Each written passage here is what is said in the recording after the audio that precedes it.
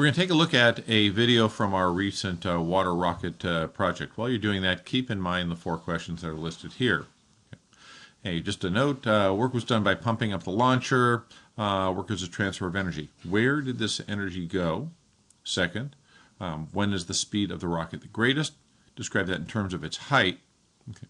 Third, what happens to the rocket's speed as it reaches its highest point? Fourth, does the rocket have a greater speed just after launch, just before landing, or are those two at the same speed, going up and going down? Okay. And if they are different, what happened to the difference in energy? Here we have Mr. Carey pumping up the water rocket launcher. Okay. Notice that he's applying a force over a certain distance. Like you did, they'll pull the string, it'll launch. Okay. Leaving the rocket launcher. Okay. Up to a highest point and then falling back down.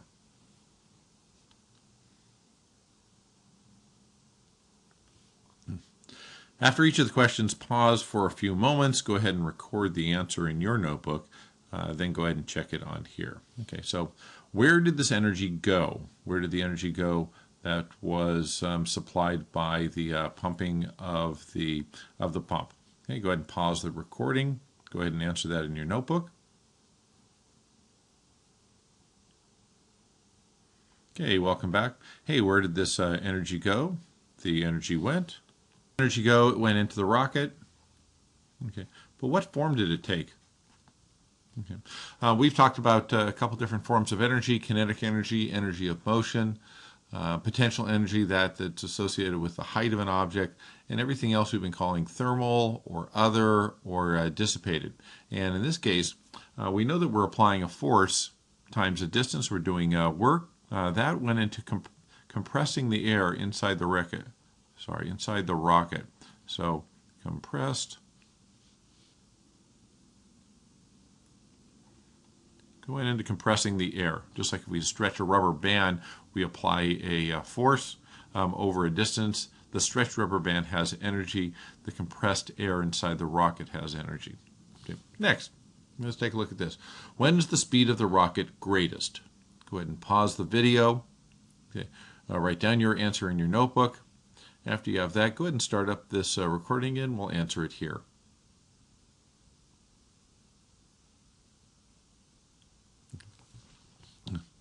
Okay, the speed of the rocket is greatest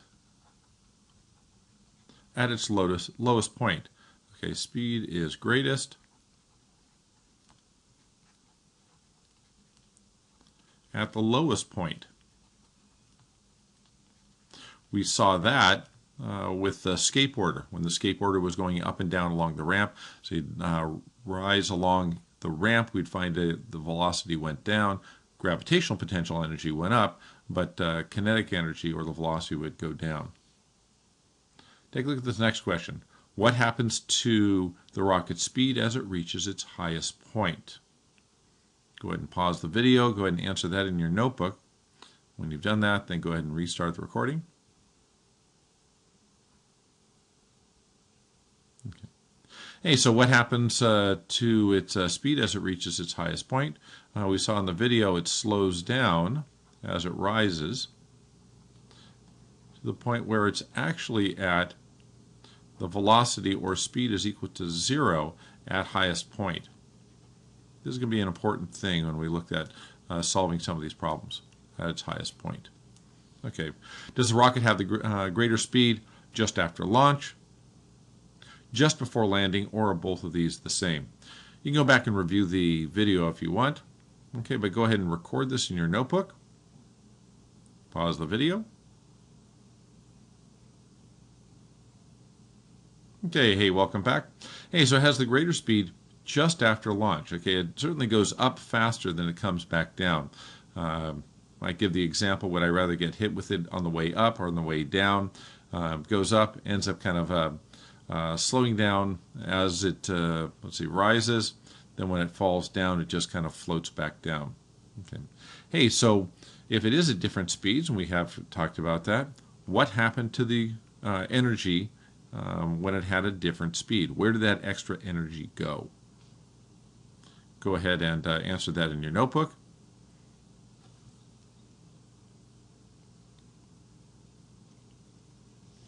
Okay, welcome back. What happened to the difference in energy? Again, remember the skate park. Okay, as we ended up having friction, that would be a real life circumstance. As we had friction and the skateboarder went back and forth inside the half pipe, more and more energy went into thermal energy. So we could call that thermal, or what we're going to be referring to more here is dissipated energy. Dissipated energy. And right now that's dissipated. Corrected my little error there. It's dissipated energy. So dissipated energy. All right, let's move on. All right. Hey, so the System International, that's our scientific unit. The unit of energy is the joule. I've said a few times energy is precious, so we think of it in terms of joule. Okay, and we can see here that's the amount of energy equal to the work done by 1 Newton of force over a distance of 1 meter. There are a couple of different energy units. The other one that we'd probably be pretty familiar with is the one that's associated with food, and that energy is called the calorie. Okay.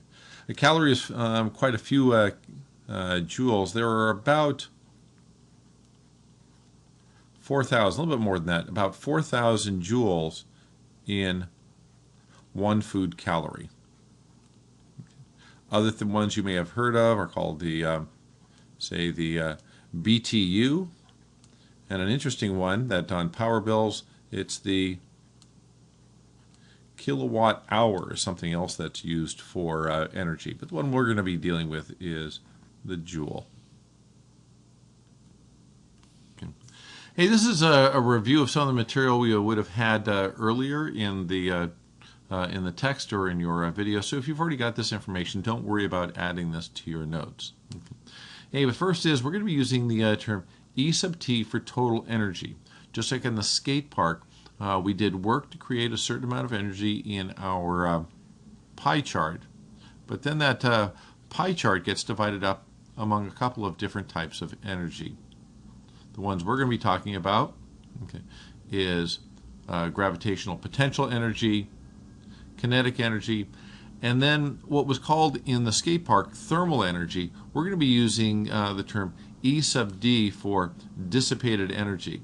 A couple reasons for that, but one thing is so that we don't mess it up with this energy total, E sub T.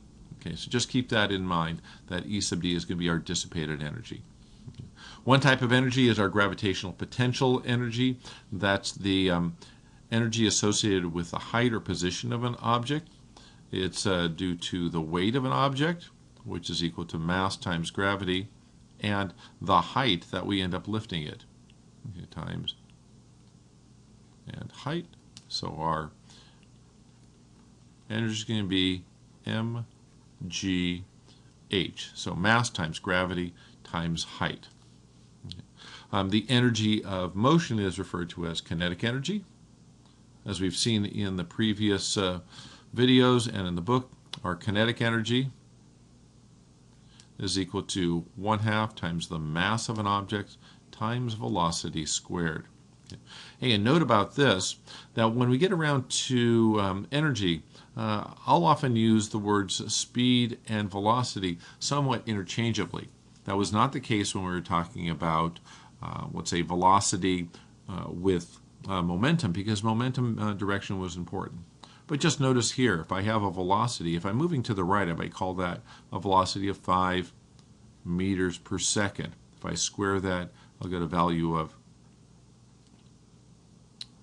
25 meters squared over seconds squared.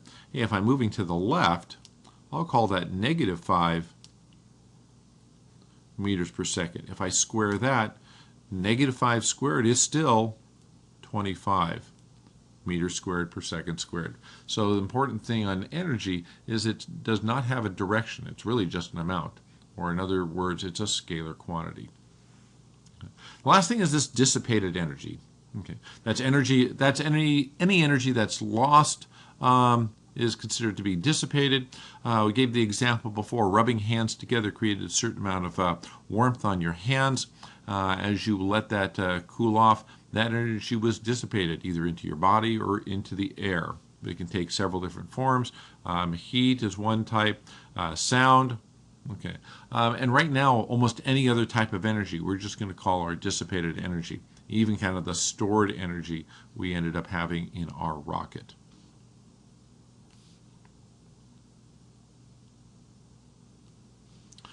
Hey, so we're going to look quantitatively at our rocket launch. Okay, we're going to look at the potential, kinetic, and dissipated energy, and of course the total energy of the rocket at 4 different points during its flight. We're going to do the analysis a little bit like our skate park as well. We're going to use a pie chart to represent the total energy and the wedges of the pie to represent the amount of energy. We're going to look at the launch, at the top of its flight, halfway down, and at its landing. Okay, so we'll look at, there we go, I don't know what that's going to look like. Hold on.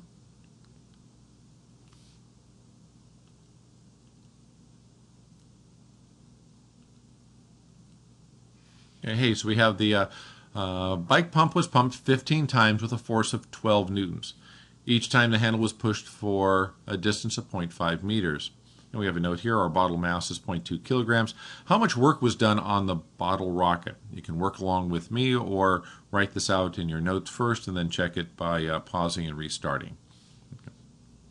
Hey, so let's take a look at the, work is equal to force times distance. Okay. Let's take a look at the work for each stroke of the pump. We have a force of 12 newtons and a distance of 0.5 meters. Okay. So each time we pump this, we're doing 12 newtons times 0.5 meters is 6 joules of work each time it's pumped. Okay. If I pump this up 15 times, 15 pumps times our 6 joules per pump, those cancel. I have 90 joules of work I've done on the rocket. It'll be stored in there as compressed air. Hey, so assuming that all the work was turned into kinetic energy at launch with a height of 0, what is the velocity of the rocket as it leaves the launch pad?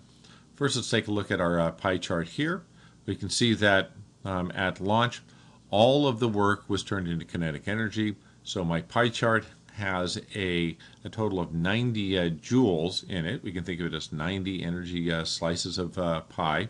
Okay, and that's all going to be turned into kinetic energy. So we know that 90 joules is going to be equal to our kinetic energy. Hey, we're being asked what's the velocity of the rocket as it leaves. Let's see if we can find a relationship between kinetic energy and the velocity of the rocket as it leaves the launch pad. Yep, and that's our kinetic energy equation. Kinetic energy is 1/2 mv squared. Yeah, I could rearrange this. I could say 2 times our kinetic energy, sorry about that, okay, divided by mass is equal to velocity squared. Hopefully you can see that in the algebra. Okay. Now to find out what the velocity is, I need to take the square root of each side. So I see that my velocity is equal to 2 times the kinetic energy over the mass, and we'll take the square root of that. Let's go ahead and put in our numbers. 2 times 90 joules divided by 0.2 kilograms is going to be equal to,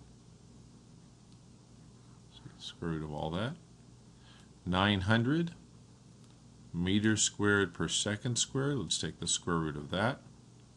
Okay. You can see that the square root of 900 is 30 meters per second. So how fast is it going as it's launched? 30 meters per second. Hey, while we were running the, our rocket test, we figured out how high our rockets went. Remember, we measured the time up and back down. We were able to figure out how high that was. So this one, by calculation, we determined the maximum height is 40 meters. Okay, how much kinetic, potential, and dissipated energy does the rocket have? Hey, so we know it's at its maximum height. So we know that the velocity is equal to 0. It's not going up, it's not coming back down yet. So we know that the kinetic energy is going to be equal to 0. Made a little pie chart here. Okay, so really that the size of our chart stays the same, about 90 joules, which will be made up of both potential energy and dissipated energy, but no kinetic energy. Let's take a look at our potential energy. Gravitational potential energy is equal to mass times gravity times height.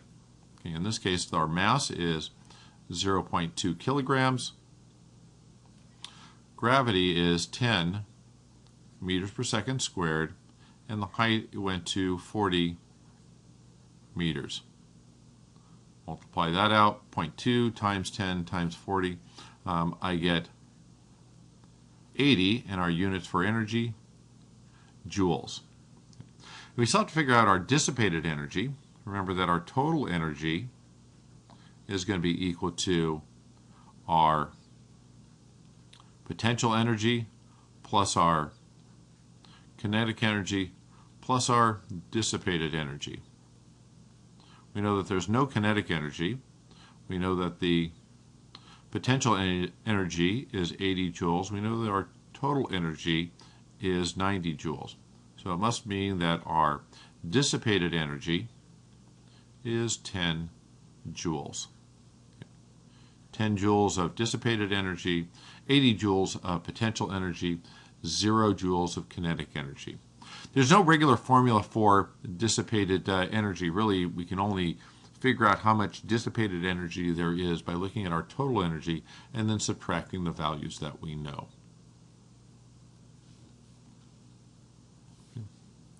Hey, so halfway down, we've made careful measurements, and we determined that the rocket is moving at 15 meters per second. Okay, so again, how much kinetic, potential, and dissipated energy does the rocket have? Okay.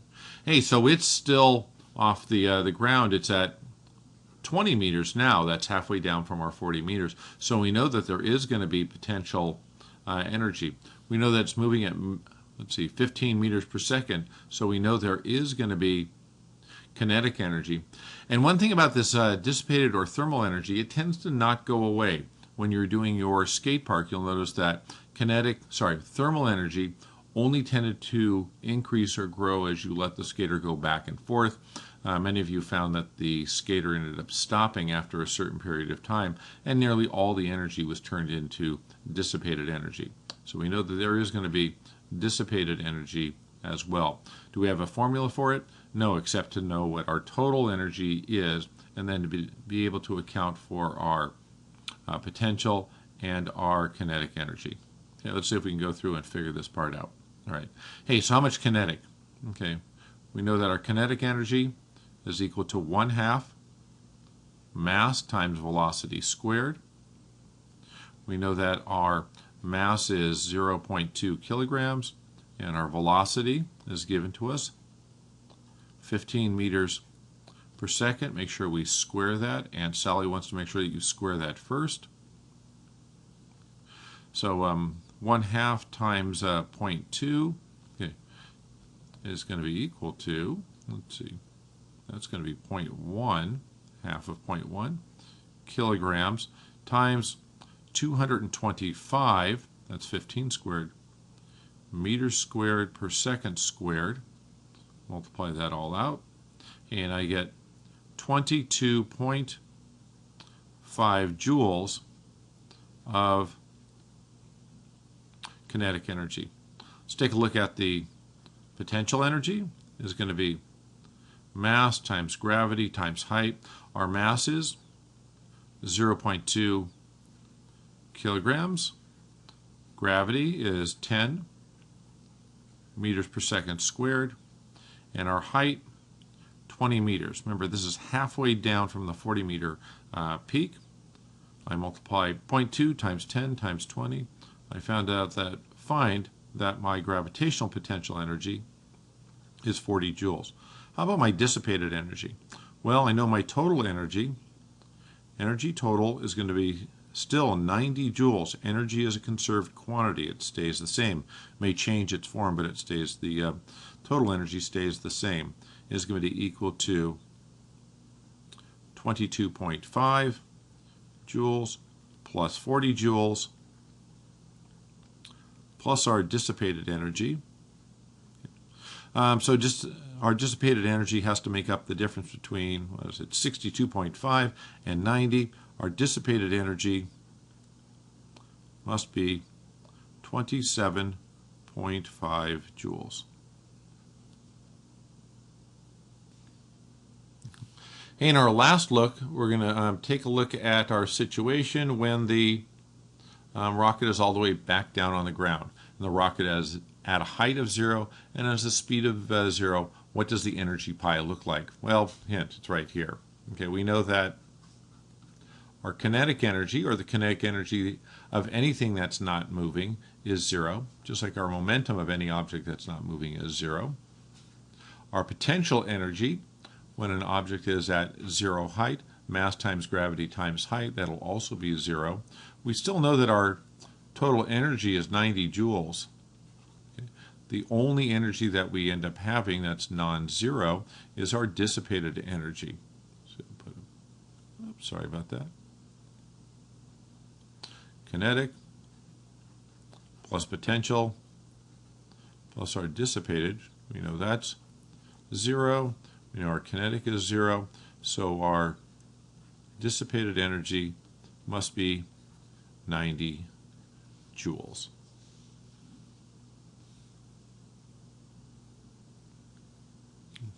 This gives us an example of each of the types of energy calculations that we'll need to make. Kinetic, potential, and dissipated and total energy, solving for both velocity and for energy.